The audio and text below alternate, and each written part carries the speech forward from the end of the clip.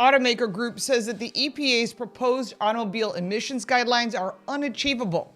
The new proposed requirements from the EPA implies that electric vehicles would make up greater than half of the new vehicle gross sales by 2030 and 2/3 by 2032.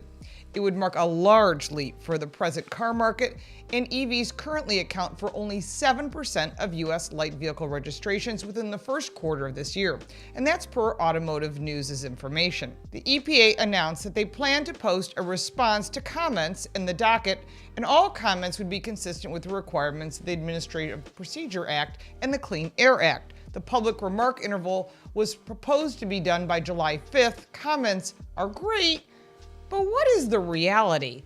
Because you are the ones that are going to have to buy these vehicles. And automakers are very concerned that they can't meet the new government standards and leave them with billions of dollars in fines if they don't comply. Now, how would that impact you, the consumer, who might be buying a new car? Well, there's much more, but first I want to remind you to subscribe and click that little bell for notifications so you don't miss anything. We give you more than car reviews and first looks of new vehicles. We give you car smarts because knowledge is power. As of today, neither Biden nor the administration has referred to this new EPA regulation as a ban on gross sales of combustion engines and automobiles by a specific date. However, the actions which might be underway in locations like California and New York and the European Union are not specifically stated, but this is coming. And the EPA's proposal is designed to permit automakers to meet their fuel efficiency standards by requiring a number of pathways, including restricted combustion engines on automobiles. It would require companies to install more emissions like gas particulate filters to scale back emissions and help reduce carbon dioxide. So what is the real deal?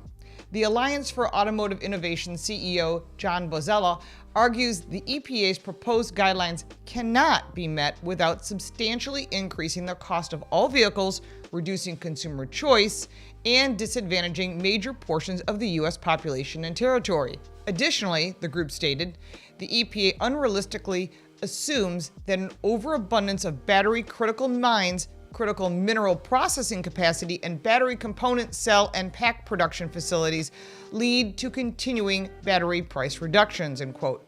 Bozzella argues the proposal underestimates the price of electric vehicle batteries, underestimates the provision of client manufacturing tax credits that are within the Inflation Reduction Act, and wrongly excludes plug-in hybrids and fuel cells from its projections. He also stated the EPA proposal would require automakers to eke out some incremental improvements by installing expensive new technology on internal combustion engines, whereas probably taking money away from investments in electrification that they desperately need.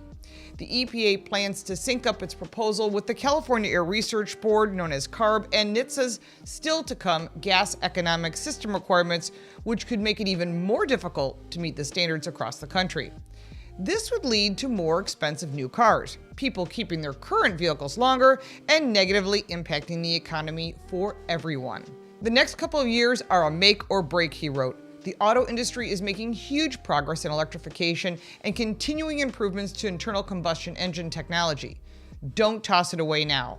Let's come out with a process with a balanced and achievable and durable rule that maintains customer choice and doesn't blunt American EV momentum.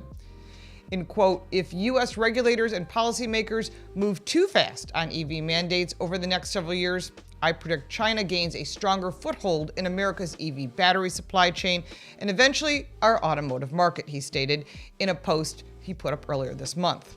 The bottom line is, this would destroy our U.S. auto industry if we move too quickly, for all brands, not just the ones that are based here. It would hurt the unions, it would hurt workers at all plants, it would hurt dealers, suppliers, and impact the economy in a very negative way. Will the EPA listen? We are miles apart from what the government wants to reality.